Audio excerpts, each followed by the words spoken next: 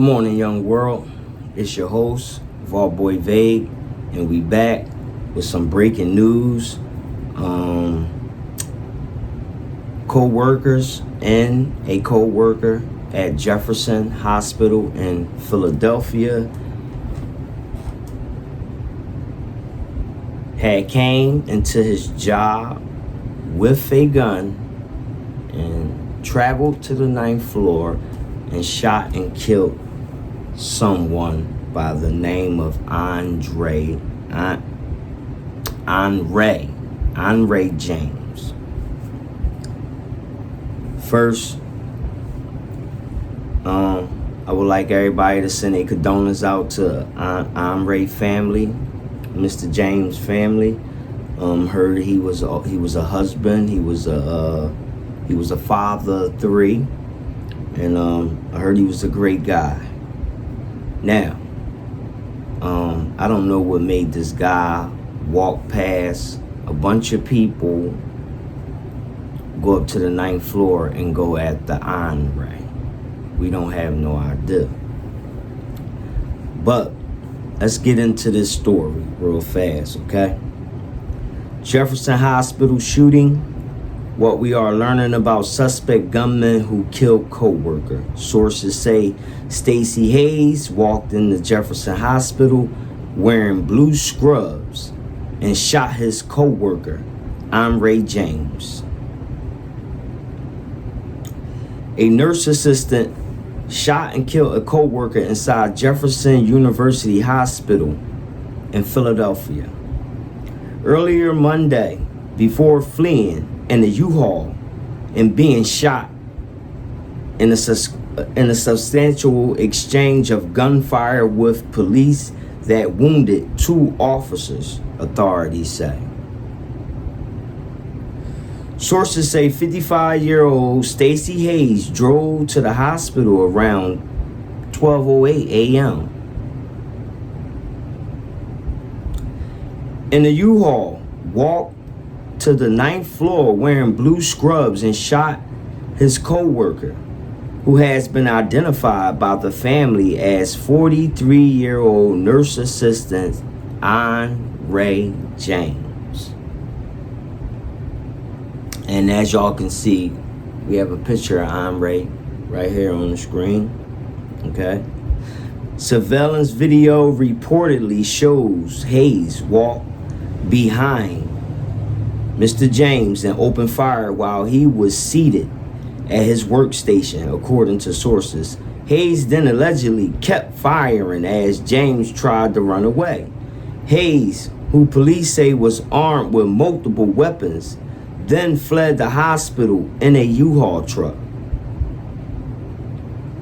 Philadelphia Police Commissioner Danielle Outlaw said James was pronounced dead a short time after the gunfire erupted inside the hospital. There is a flood of sadness for all of us. Our hearts are broken as we stand together, remember our colleague, and recognize his teammates who tried to save and protect him. Our patients in the area, the hospital said in a statement. The commissioner said it is not clear if the suspect was working at the time. He possibly accessed areas that only employees can enter. Outlaw said. We do believe that other employees was targeted, Outlaw said. The reason why at this point, we still don't know. Action News obtained the police calls as the workplace shooting unfolded at Jefferson, 9th floor, saying there's an employee shot. Be advised, inside Jefferson Hospital, we have an active shooter. It's going to be on the 9th floor. They have got a male with scrubs and a mask. 9th floor, 9 West, the transmitter said. Outlaw said around 1:25 a.m., approximately an hour after the shooting, 16 district officers were flagged down by a a pass-by at 40th Street and Parkside Avenue in the Parkside section of the city, near the School of Future. Near the School of Future. The school is about 4 miles from Jefferson Hospital. The report was that where was a male in scrubs with a weapon or a long gun, who was potentially firing rounds in the air or just had a gun, outlaws said. According to the commissioner, arriving officers encountered the male suspect, who then began shooting at them. 4 of the officers returned fire. 2 officers were struck by gunfire. A 30-year-old officer was hit in the right elbow. He is in critical but stable condition at Penn Presbyterian Medical Center. The officer will undergo surgery and is expected to survive. A 32-year-old officer was struck in the nose. And was treated and released from Penn Presbyterian. Both officers had been on the force for 6 years. The other 2 officers who discharged their weapons were not hit by gunfire. The suspect was struck in the upper body and neck, outlaw said. We learned that he was wearing body armor and he was carrying multiple weapons, in addition to a long gun which was believed to be an AR-15. He was also carrying some form of a semi-automatic weapon handgun, outlaw said. The suspect was taken to Penn Presbyterian Medical Center in critical condition, but he is expected to survive. He has also been formally charged. The School of Future held classes virtually Monday following the shootout. Okay. What we know about Stacey Hayes. Stacey Hayes is the gunman. The suspect family told police he was recently suffering from mental illness. Sources say Hayes was known to police and had weapons taken away from him for psychiatric reasons. He pleaded to courts last year to get these weapons back and was successful. Neighbors say Hayes was no longer living with his wife and children at the Parkside home, and sources say he appeared to be living out of the U-Haul truck. So, we're gonna take a look at let's take a look at this video, and we're gonna see what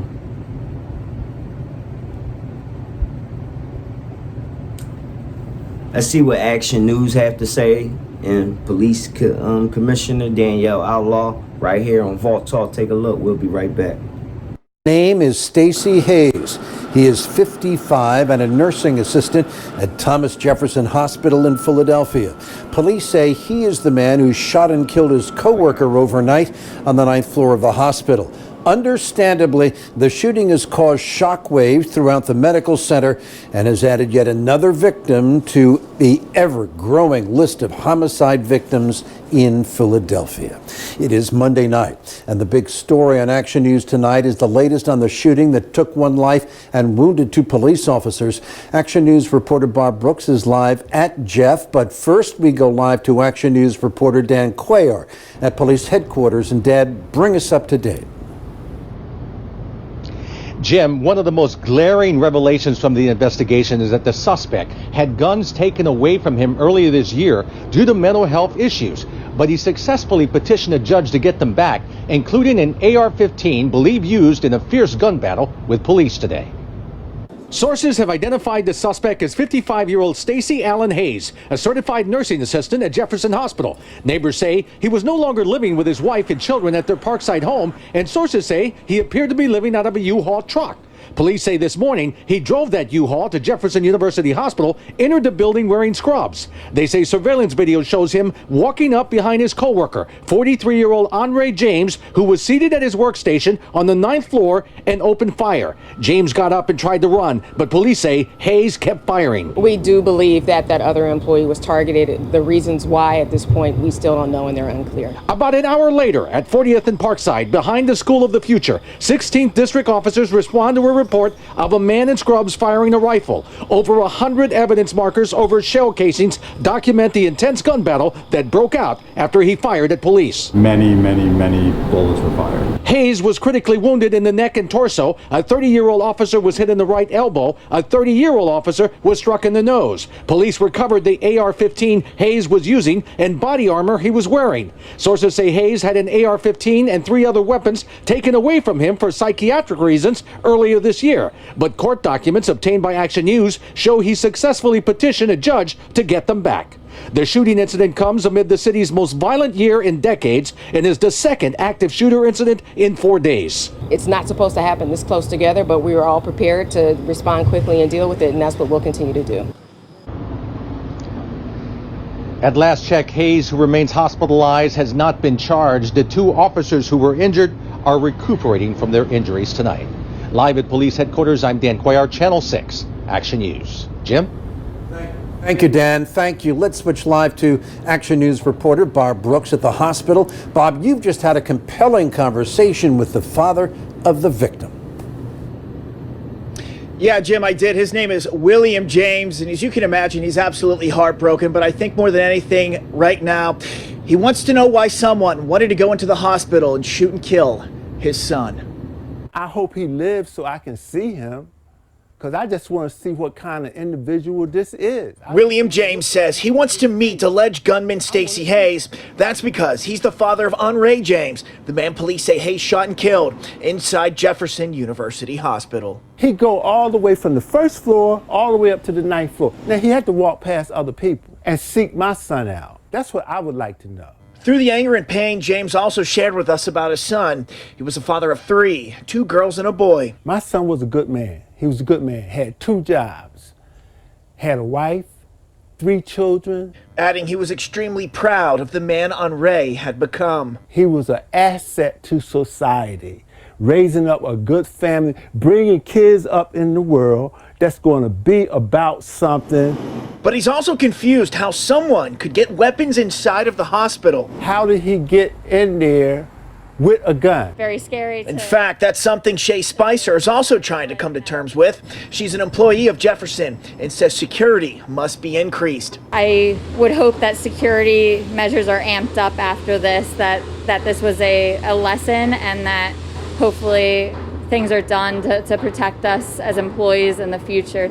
We also heard from the hospital worker union tonight. Officials confirmed James came from a family of healthcare workers. Our victim's mother is a retiree of our union, and his brother is a fellow member at Jefferson as well.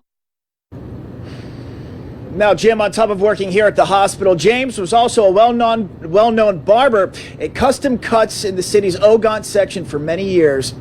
He was 43 years old. Now reporting live in Center City, Bob Brooks, Channel 6, Action News. Jim. Thank you, Bob. And you can find extended coverage of the Jefferson Hospital shooting investigation on our family of streaming apps. View updated video, the latest information from authorities. Go to the... All right, y'all, we back. And as y'all can see, that's your briefing. They say the guy was suffering from mental health issues, right? And not only he was suffering from mental health issues, his guns was taken away for psychiatric reasons. He had a mental illness. Judge gave him his gun back. Judge is responsible. Judge should go to jail. Judges need to be responsible for letting these maniacs go out here. Okay? They need to be held accountable.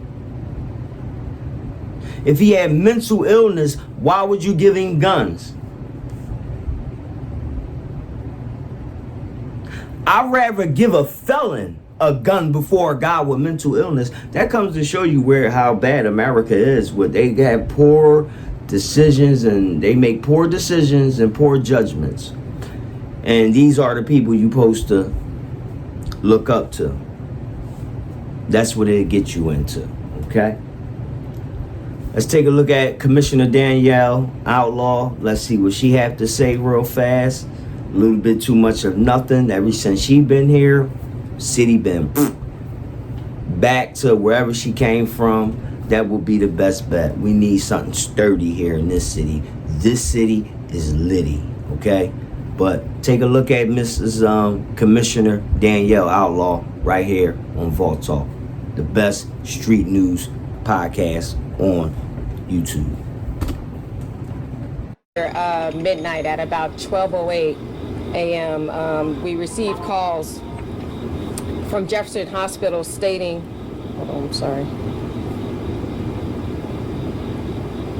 At about 12:08 a.m., we received calls from Jefferson Hospital stating that there was a report of a shooter on the 9th floor.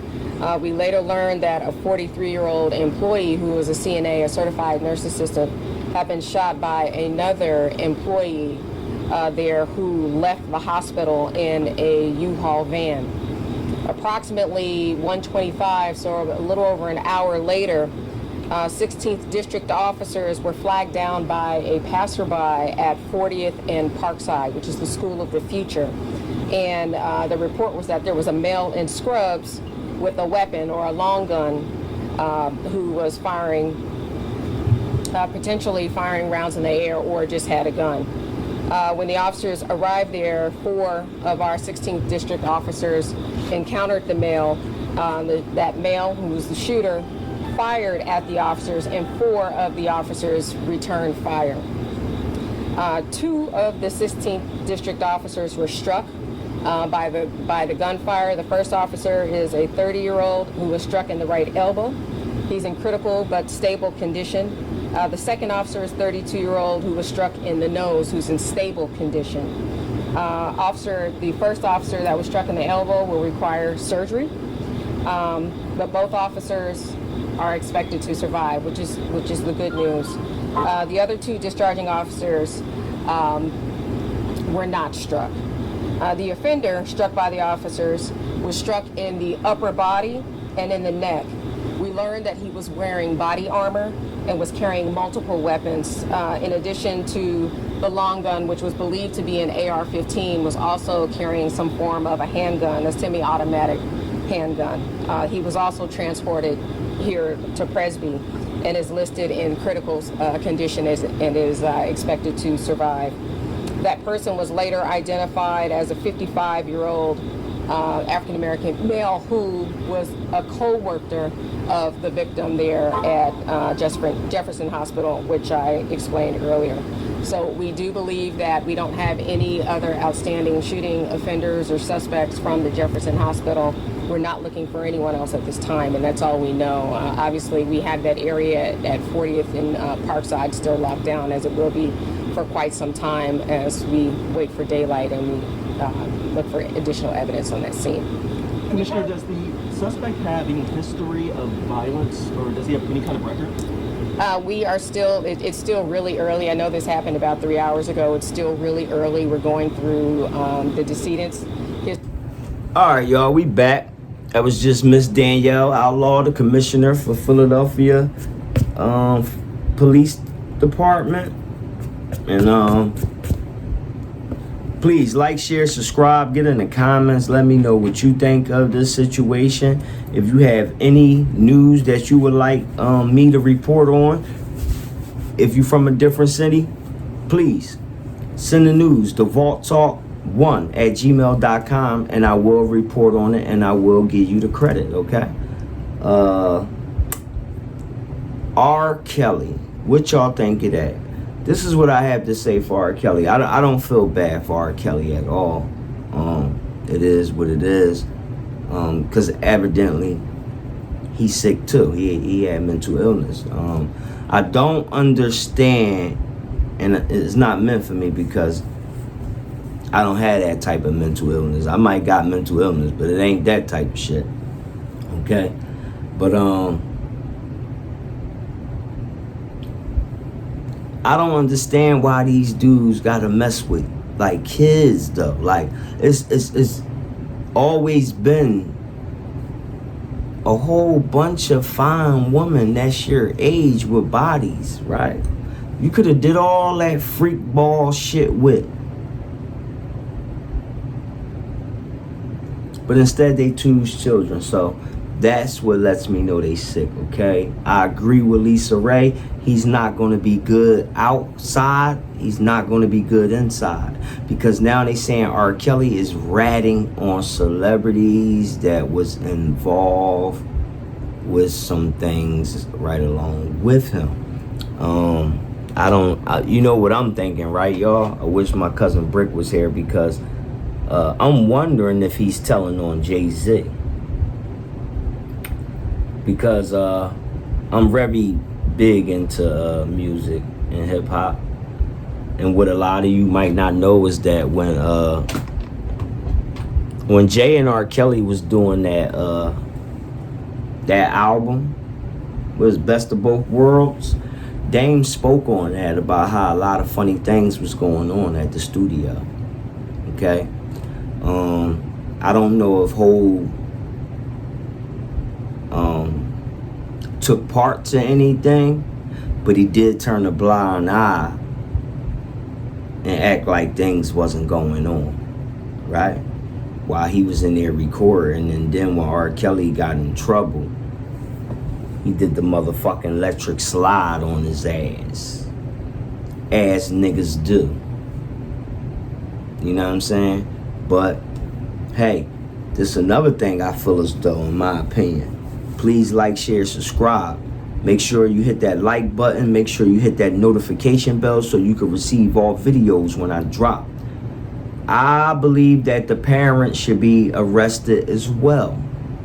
Parents like Aaliyah parents, letting her marry him. I think R. Kelly was 28, 27 at the time. She was 14. That is, ain't that a fucking... That's like legal sex trafficking, right?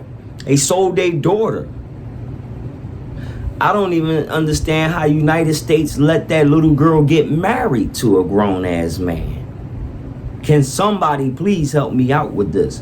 I know different states got different rules, but at the end of the day, I feel like America, certain rules should stand as one, right? Like when you murder somebody, it don't matter where the fuck state you go to, bro. You know, if you just murder somebody, you're going to jail for damn near for life, unless it was self-defense or some shit, right?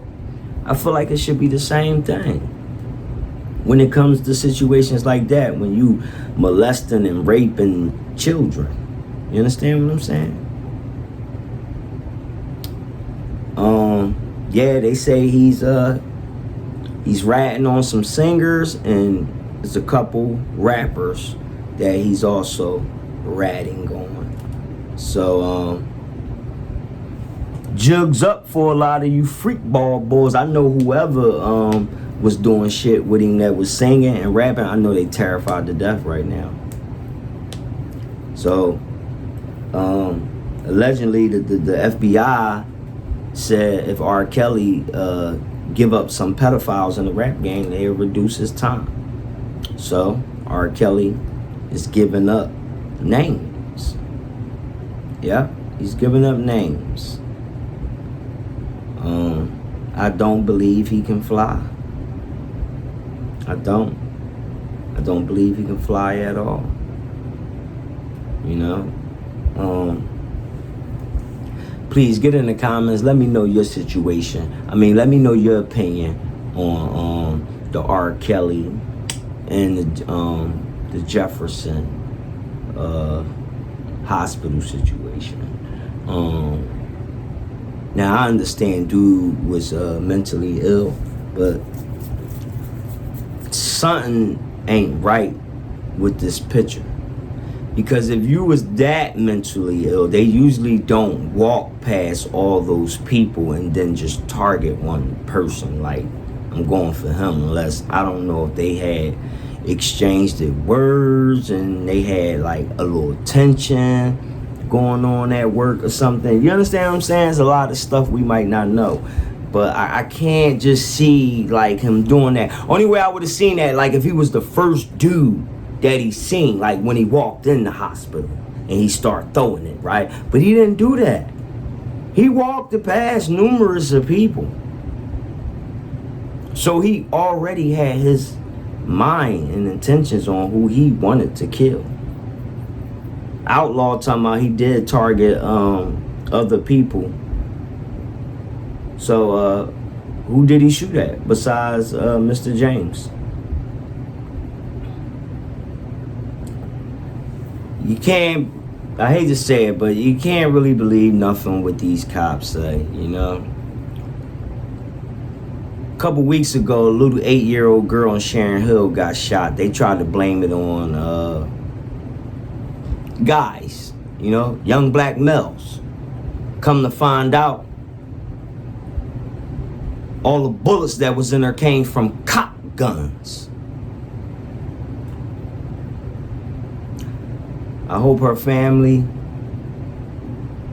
own half of Sharon Hill or own Sharon Hill after that case is over. Please like, share, subscribe. Once again, if you would like to be a guest on the show, you already know. Tune into the live streams.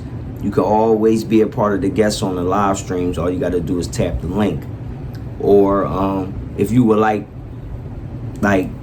just for me and you to talk, and we talk about something, you know, whatever you want to talk about, email me at vaulttalk1@gmail.com for the greatest debater. I'm at the point I don't even, this ain't podcast. This is real street news now. This is street news. This ain't a podcast. I'm in a whole different bracket. You know, I ain't no blogger or none of that. You know, I'm just giving my opinion on a lot of situations out here that ain't making sense. But anyway, it's your boy, Vault Boy Vague. That's all I got for breaking news. I'll be back later on with more Vault Talk. You already know, 111 coming up. It's your boy, Young Day.